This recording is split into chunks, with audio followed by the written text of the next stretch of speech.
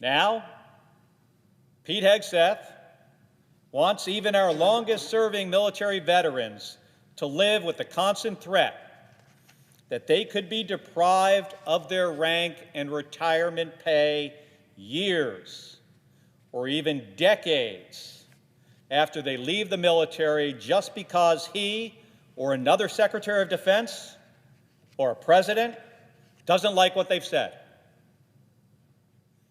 If Pete Hegseth succeeds in silencing me, then he and every other Secretary of Defense who comes after him will have license to punish any retired veteran of any political persuasion for the things that they say.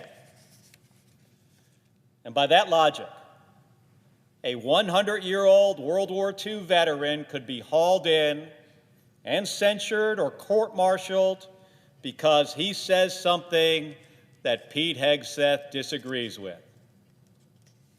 That's wrong. It's not the way things work in the United States of America, and I will not stand for it.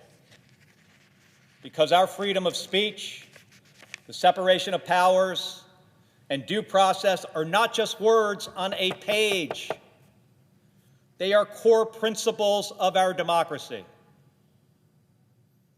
When we say we have an obligation to protect and defend the Constitution, this is exactly what we are all talking about. It's this.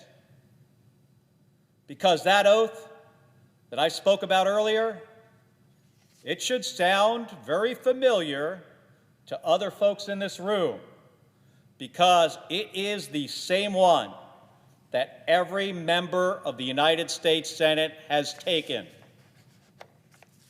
For 250 years, we have been the greatest democracy the world has ever seen because patriotic Americans have been willing to stand up for not just their own rights, but for the rights of all of our fellow citizens.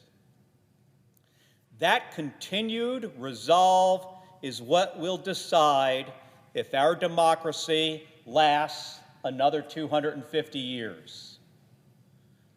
That's why today I filed a lawsuit against the Secretary of Defense to protect my rights, the rights of retired veterans, and the rights of all Americans.